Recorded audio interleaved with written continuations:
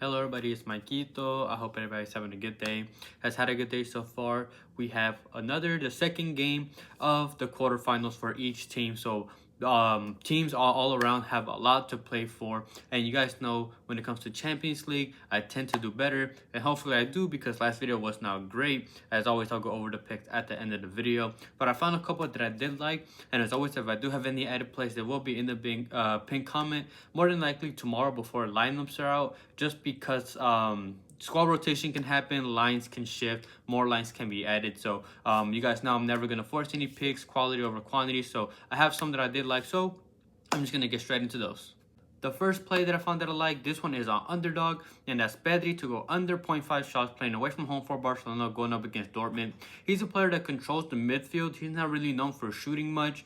He's more known for what he does, what doesn't really pop up on the stat sheet. Besides, he's played them twice this season. Obviously, one in the first leg, and they actually played in the group stage. And he went under in both games. He did not take a shot. One was at home, and one was away. So it's not like it matters because they both played at home or anything like that.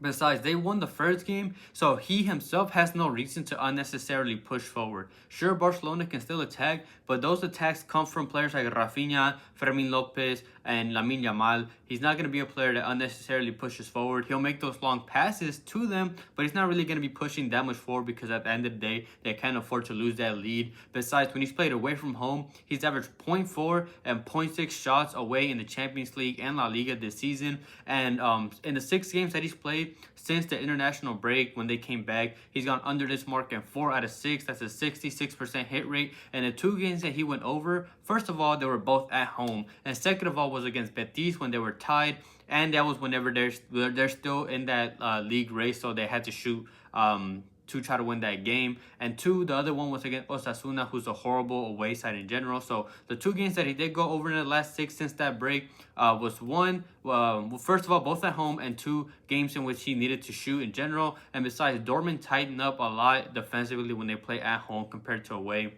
They've allowed 13.3 and 15.4 shots to opponents in the Bundesliga and Champions League, all the way to only 9 and 8.7 at home. So that's a big shift in the amount of shots that they allow. And again, he has no reason to shoot. Besides, he just came off that game against Leganés in which he played the full 90. And he is a player that lately, at least in the last season or 2, has been known to be injury prone. So I honestly don't see him playing the full 90 minutes. I see him getting subbed out. They don't want to risk another injury, and he already is tired from playing a full 90-minute game. So I like this play on underdog, and that's Pedri to go under 0.5 shots. And then the second play that I found that I like, this one is on PrizePicks. It's a safer play, and that's Karim Adeyemi to go higher than 0.5 shots at home for Dortmund, going up against Barcelona on the opposite side. He was benched in their last game against Bayern Munich, so he's well rested. He went over in the first game with 1 shot. He only played the first 45 minutes, but he did get a yellow card in that first half, which is why he got subbed out in my opinion. Besides, his pace will be needed in order to try to break that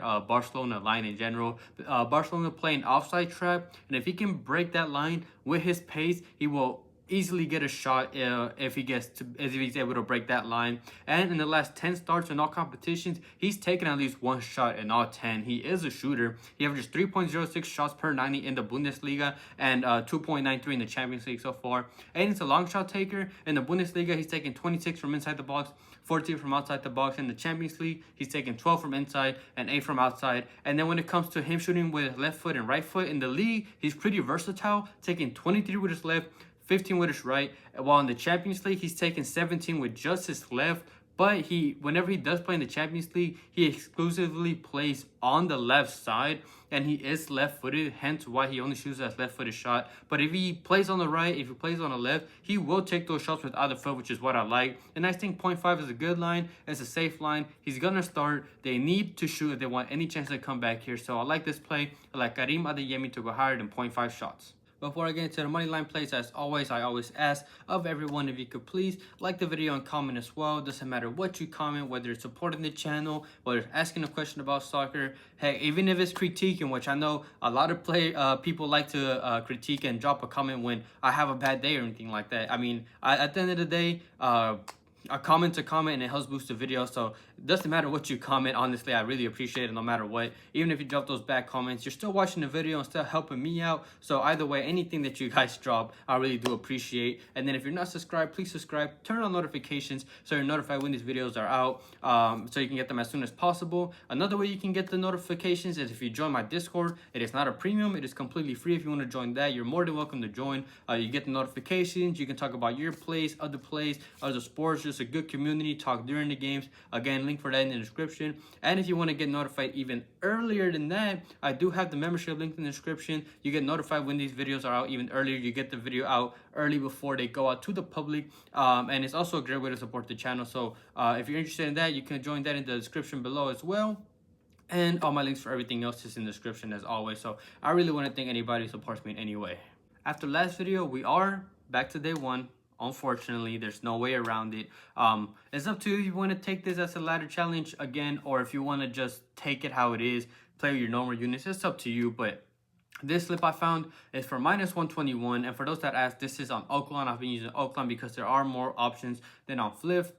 And the first play is hard in 0.5 Aston Villa goals going up against PSG. They lost 1-3 in the first game, so they even won the chance. They need to score at least 2 or win by 2 to be exact. But it all starts with at least scoring 1. They scored in the first game away, and now they're at home. They have scored in 15 straight so far this season, and they have scored in 22 out of 25 home games. They do great at home. They're on a good scoring run, and they have been good in the attack ever since they picked up players like Marcus Rashford, who's been playing great since he joined, Mullen, who's a good player who can come off the bench, Asensio, who's another good attacking piece, and that's to add on to the attacking pieces that they already have with Watkins and Rodgers and all those players there. So they've been great in the attack, hence why they've scored in 15 straight. And Villa shoot more in general when they played at home. They go from 10.8 shots, 3.6 of them on target, and 11.8 shots, 4.5 on target away from home when they play in the Prem and in the Champions League, all the way up to 15.1 shots, 5.4 on target, and 13.2 shots, 5.8 on target when they've played at home. So they take more shots in general, more on target when they've played away at home compared to away. And PSG can be prone on the counter attack. And one of the struggles that they do have is aerial duels. And Villa are a good team when it comes to attacking set pieces.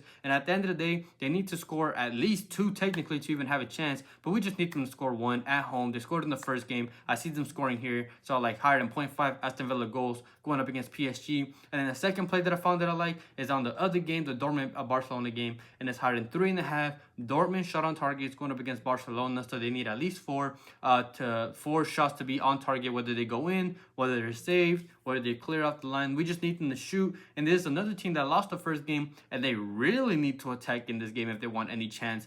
They've played twice this season. When they played away from home in the first game, at home in the first game, they took 2 shots on target from 12, but they didn't have Julian Brandt and Adeyemi in that game. And then the recent game, they lost 0-4. But first of all, that was away from home. They still managed to take 3 shots on target from 12, and now they're at home where they shoot more in general, and they need to shoot to even stand a chance, let alone score. They just need to shoot. In the league in general, they go from the 5th best team at home all the way down to the 6th worst team away from home, which shows you their form in general this season. They play much better at home, which is what I like. And if you look at the shots they take, like I did with Villa, they go from 12.9 shots, 3.9 on target, 13 shots, 5.6 away in the Bundesliga and Champions League respectively, all the way up to 15.8, 5.3 on target, and 15 shots, 6 on target when they play at home, which is good. And Barcelona showed vulnerability in their recent game against Leganés. They barely won that game, and besides players like Pedri, Yamal, Rafinha, Koundé, Inigo Martinez all played the full 90 in that game, so they're already going to be tired in general. And like I mentioned before, players like Gittens and Adeyemi were rested in their last game, so Dortmund have good attackers that are rested, while Barcelona's pretty much their main squad was played the full game in that last game, so they're going to be tired. And their main left back, Balde, was injured in that game, so that's another sign that they can exploit. And at the end of the day, they're going to find opportunities just like they did in that first game away from home. And now that they're at home and they need to shoot, I see them taking the shots here. So I like higher than 3.5 Dortmund shots on target going up against Barcelona. And that's a slip that I like for -121. Thank you everybody for watching. Like I mentioned before, I'll go over last video's picks. There's no reason to hide it. It was an 0-2 day. Was not a good day. We had Scott to not take 2 shots. He got subbed out just like I anticipated. He got subbed out around the 60th something, 65th minute or so. Got subbed out for Tavernier, which is what I anticipated. But I didn't anticipate him taking 3 shots. It's not like he hooked. He took that 3rd shot, which was bad. And then we had obviously the ladder chance, that plus 102 slip. Napoli came through. They beat Empoli, but we needed Empoli to get 2 cards. They had the fouls. They got 1 card at the end, but they couldn't get that second, which was unfortunate. So we missed that one as well. But hopefully we can bounce back. Bad days are about to happen, but I've mentioned it before. We might have bad days, but we're always going to come back strong. And hopefully that can happen tomorrow in the Champions League slate, where I tend to do better at. Like I mentioned, if I do have any added plays, that will be in the pinned comment later tonight, but more than likely tomorrow. But other than that, I hope everybody has a good night, a good day, and we can cash out tomorrow.